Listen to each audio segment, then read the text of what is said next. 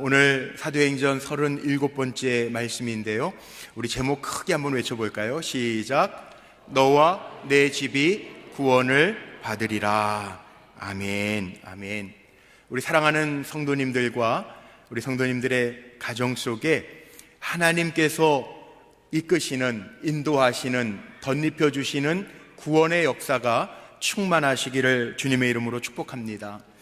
사도행전 16장 말씀을 읽어보면 우리 지난주에도 말씀 나눴습니다만 우리는 하나님의 백성들이기 때문에 성령이 이끄시는 하나님의 섭리와 계획이 있는 삶이 우리에게 펼쳐지게 될 줄로 믿습니다.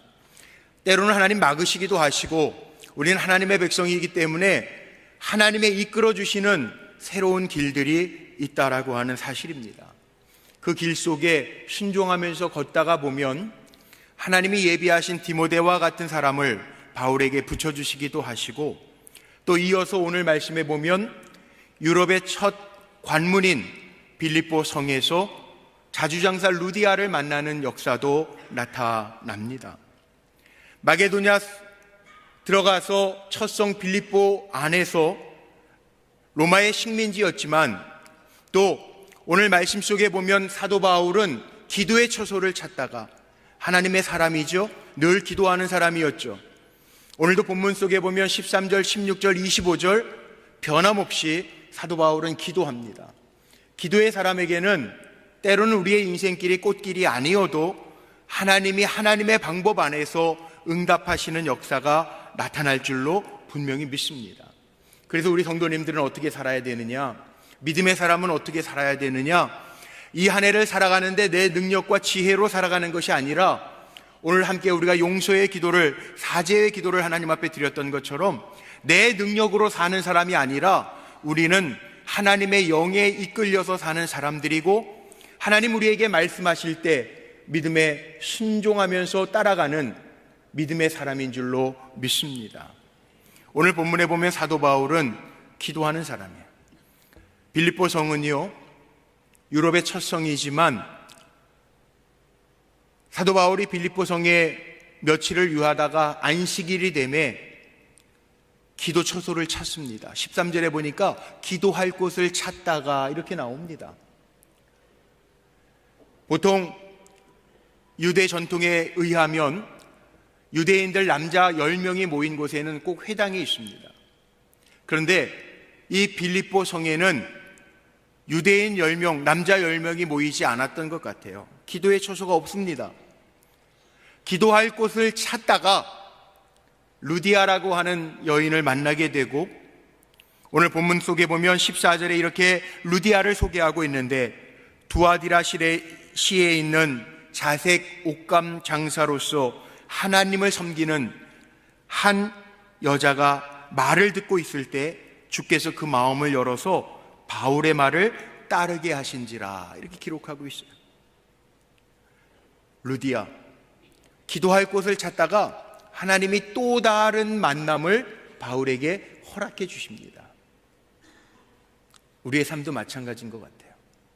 2020년도 우리 불꽃교회 성도님들이 이 한 해를 살아가면서 늘 기도하면서 살아가다가 때가 되매 하나님이 만나게 하시는 만남의 축복들이 우리 성도님들에게 가득한 한 해가 되시기를 축복합니다. 루디아가 어떤 사람이었는가? 14절 말씀에 보니까 하나님을 섬기는 사람, 예배하는 사람이었죠. 15절 말씀에 보면 그와 그 집이 다 세례를 받았다는 인가귀도. 요즘에는 그 말 어려워서 잘 안 쓰는데 인가귀도한 사람이고, 가족들을 다 주님께로 인도해서 세례받게 한 사람이고, 15절 말씀에 보면 바울에게 요청할 때도 나를 주를 믿는 자로 알거든 내 집에 들어와 유하라 하고 강권하여 머물게 하니라, 이렇게 기록되어 있어요.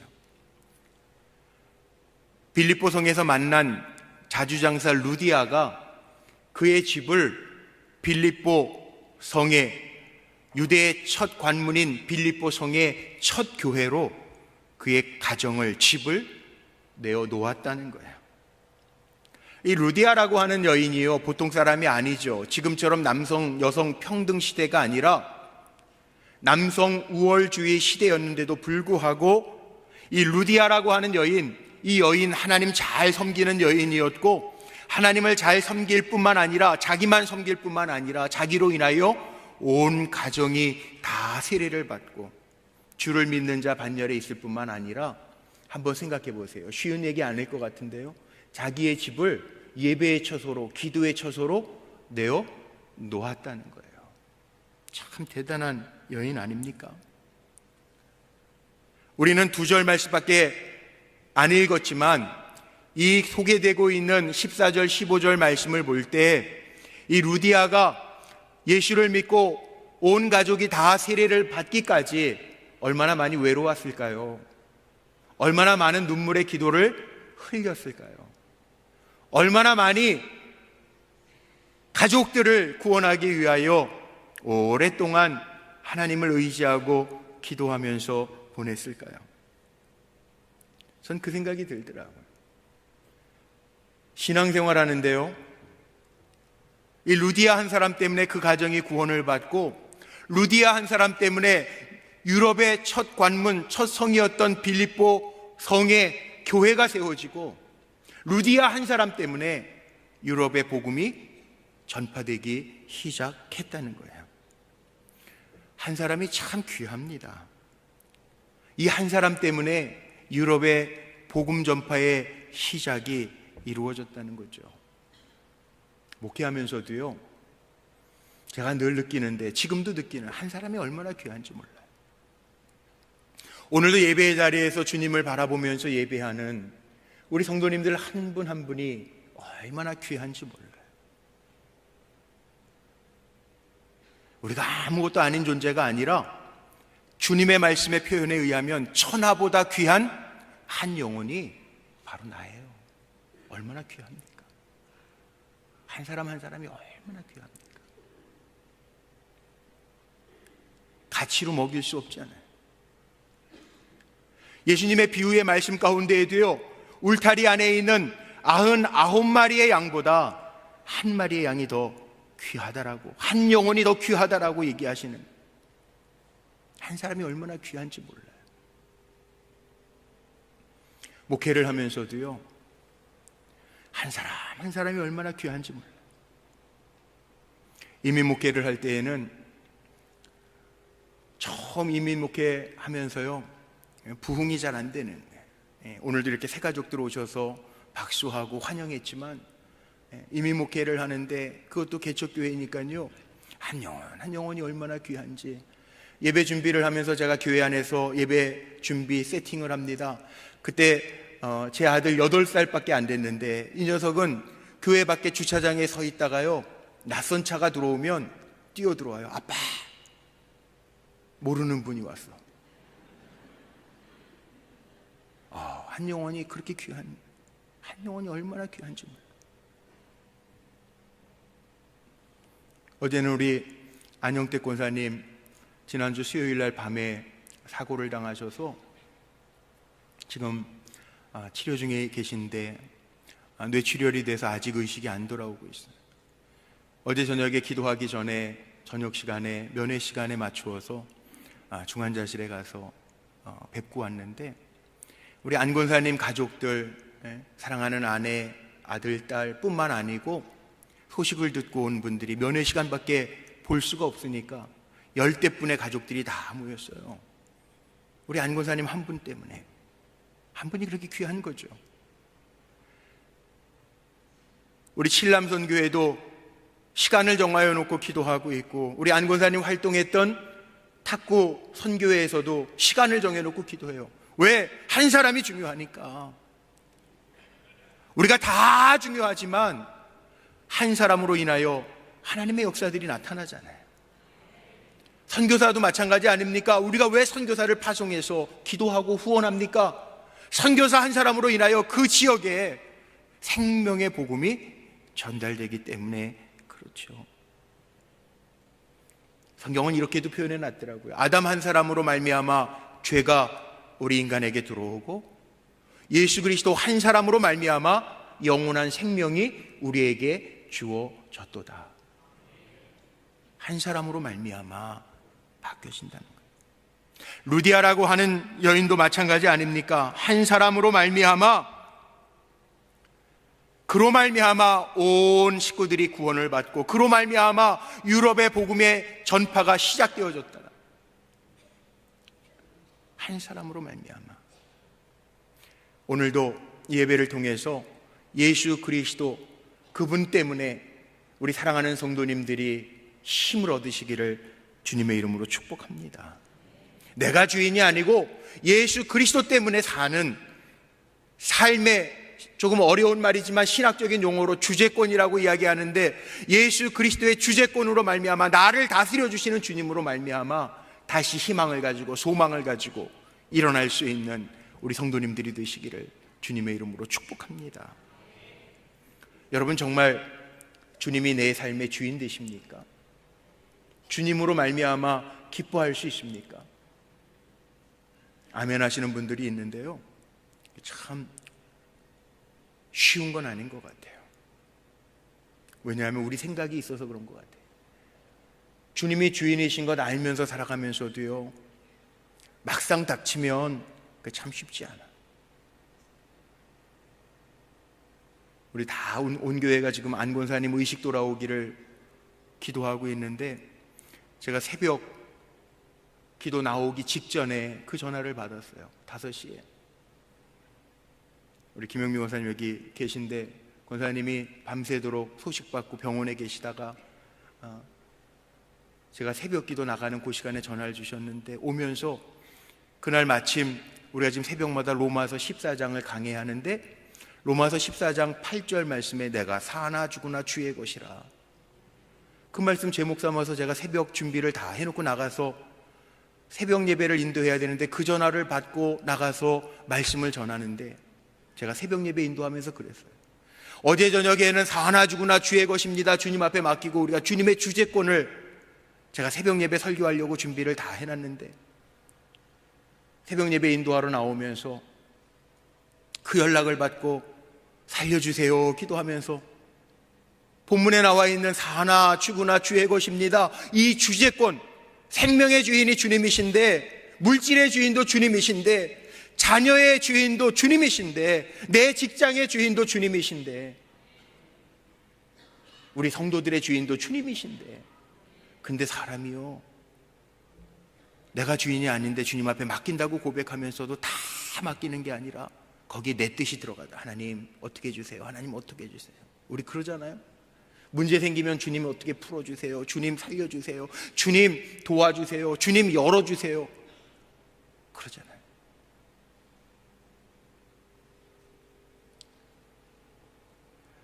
신앙생활은 어디에서부터 출발하느냐? 전 사도행전을 묵상하면서요, 제 마음속에도 이런 마음이 들어요. 다 주님의 것입니다. 이 믿음으로, 쉽지 않겠지만 이 믿음으로 살아가는 것이 참 신앙인이라는 거예요. 가족들도 마찬가지입니다. 인과 귀도 어려운 말이기는 한데요, 루디아 때문에 그 가정이 다 세례를 받았다라고 15절에 나오잖아요.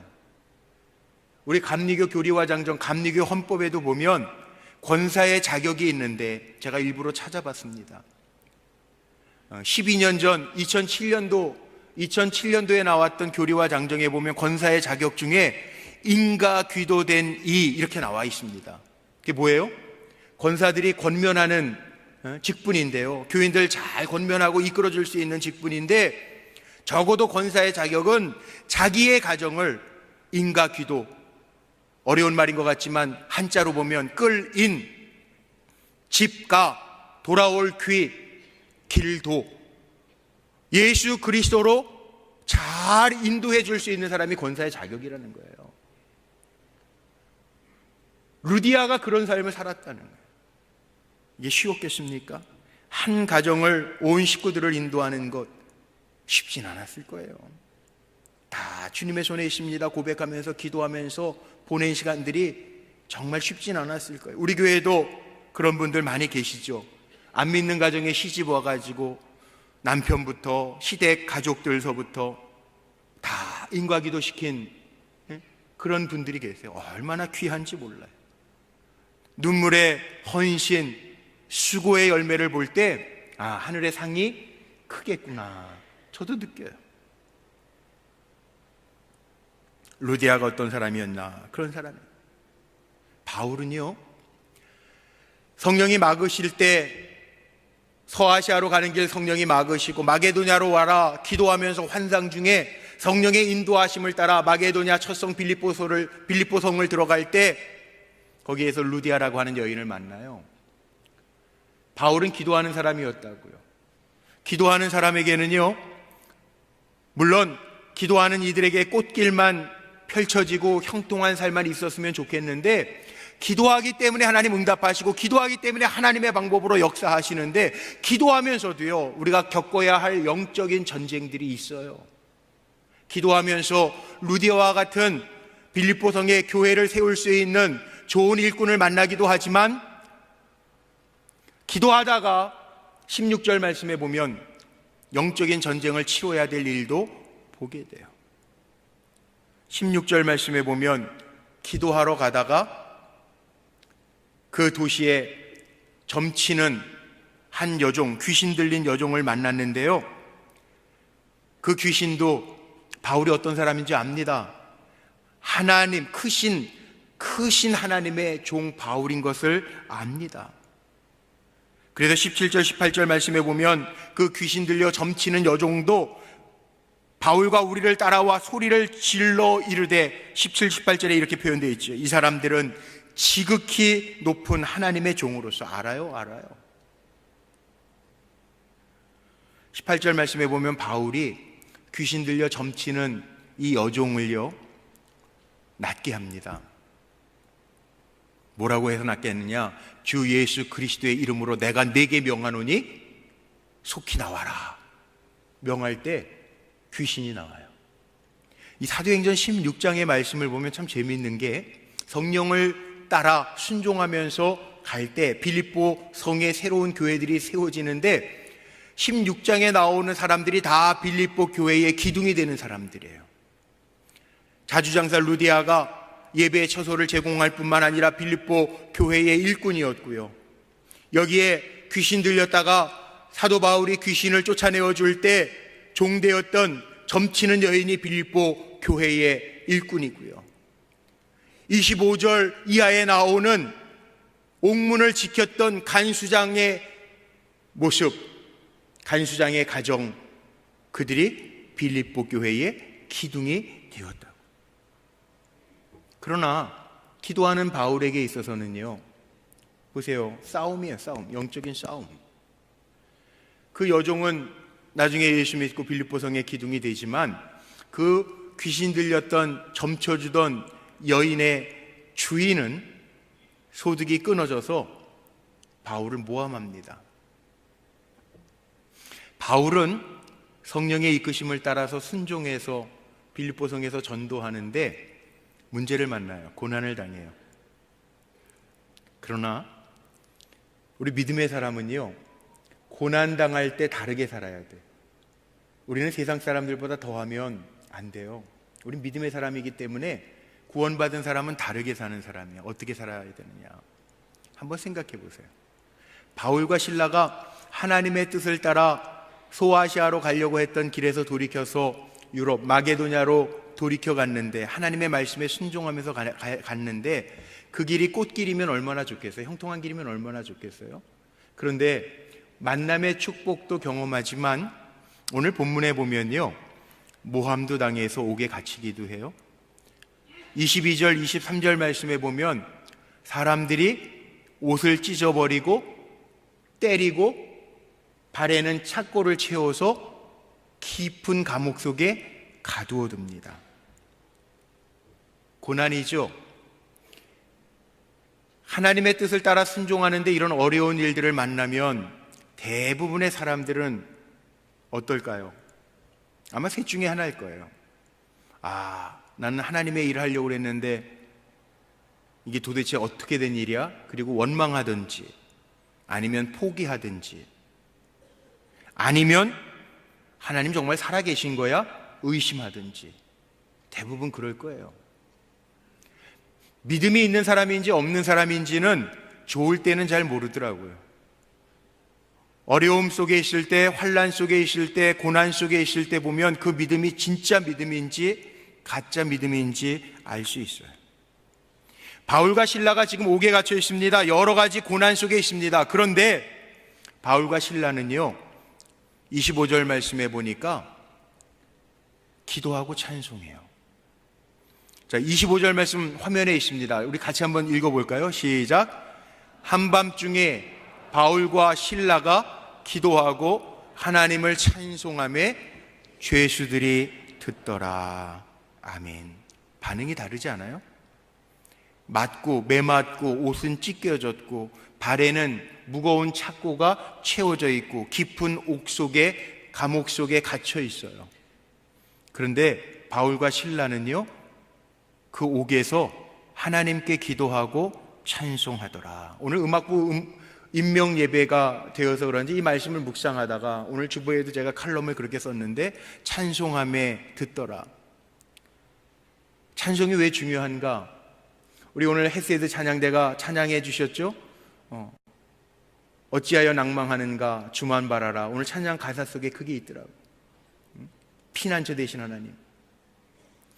오늘 그 찬양이요, 아무도 안 듣는 게 아니고 먼저는 하나님 받으시고요, 오늘 예배자 가운데 불안해하고 염려하는 모든 분들이 오늘 우리 헤세드 찬양대가 찬양한 것을 통해서, 아 그래, 나는 문제가 있지만, 어려움이 있지만, 불안하지만 내가 하나님을 여전히 바라봅니다, 고백하셨던 성도님들도 분명히 계셨을 거예요.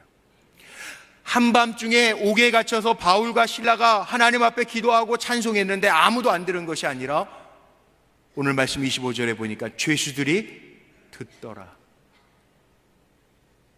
그래서 찬양이라는 게 필요한 거예요.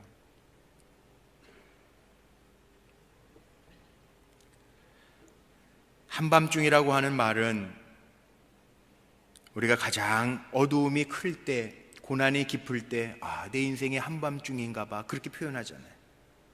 그런 어려움과 고난이 있을 때 바울과 실라는 세상 사람들처럼 원망하고 불평하고 포기하고 의심하고 내려놓는 것이 아니라 오히려 그 한밤중에 하나님께 기도하고 찬송했는데, 아무도 안 듣는 줄 알았는데 모든 죄수들이 들었다는 거예요. 우리 사랑하는 성도님들, 음악부원들 뿐만이 아니고 우리도 믿음의 사람들인데 바울처럼 실라처럼, 물론 한밤중, 인생의 한밤중이 없었으면 좋겠지만 살아가다가 한밤중과 같은 고난을 만날 때에도, 영적인 전쟁을 할 때에도 우리 성도님들은 기도하며 찬송하며 하나님의 하시는 일들을 볼 수 있게 되시기를 주님의 이름으로 축복합니다. 기도하고 찬송할 때 26절을 한번 보십시오. 놀라운 말씀이 기록되어져 있습니다. 우리 한번 소리내서 읽어볼까요? 시작. 이에 갑자기 큰 지진이 나서 옥토가 움직이고 문이 곧 다 열리며 모든 사람의 매인 것이 다 벗어진지라. 아멘. 저는 이 말씀을 이번 한 주간 계속 묵상하다가요, 그동안 몰랐던 걸 하나 발견했어요. 사도행전 16장에 사도 바울과 실라가 기도하며 찬양할 때 옥문이 열렸다, 발에 착고가 채워졌던 착고가 풀렸다라고 하는 설교 말씀은 참 많이 증거했는데요, 한 주간 다시 말씀을 준비하면서 성도님들에게 말씀을 전하기 위하여 묵상하다가 제가 새롭게 발견한 게 있어요. 그게 뭔지 아세요? 바울과 실라가 옥에서 기도했는데 조금 전에 읽은 26절 말씀에 보면요, 바울과 실라의 착고만 풀려진 것이 아니라 모든 사람들, 옥에 갇혔던 모든 사람의 매인 것이 다 벗어진지라. 모두에게 다 벗겨졌다는 거예요. 놀랍지 않습니까?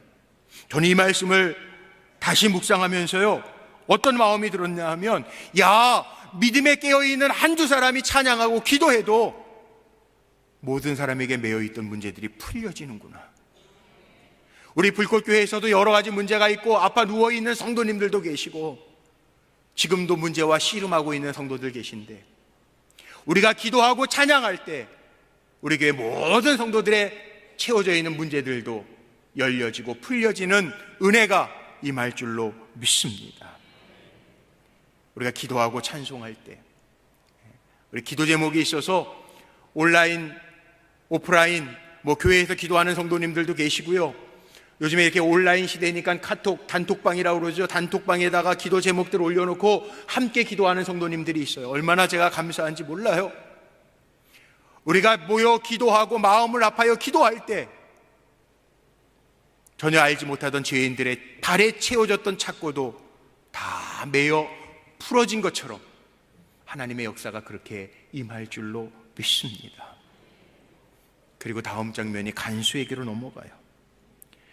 간수가 27절 말씀을 보니까 자다가 깨어 옥문이 열린 것을 보고 죄수들이 도망한 줄 생각하고 칼을 빼어 자결하려 하거늘. 이 말씀이 이해가 됩니까? 죄인들은 다 갇혀 있어요. 문이 든든히 잠겨 있어요. 간수장은요, 지키는 사람입니다. 졸 수도 있겠죠. 그런데 옥문이 다 열렸어요. 기가 막히지 않아요? 칼을 빼서 자결하려 하거든 죄수가 다 도망갔다고 한다면 생각해 보십시오. 이 죄값을 누가 담당해야 될까요? 죄수들, 옥에 갇혀있는 죄수들이 다 도망갔다면 이 감옥을 책임지고 있는 간수장에게 이 죄값을 다 물을 거 아니에요. 자기는 어차피 죽을 목숨 아닙니까? 얼마나 겁이 났을까요? 그래서 칼을 가져다가 자결하려고 할 때 28절에 보니까 바울이 크게 소리질러 이야기합니다. 내 몸을 상하지 말라.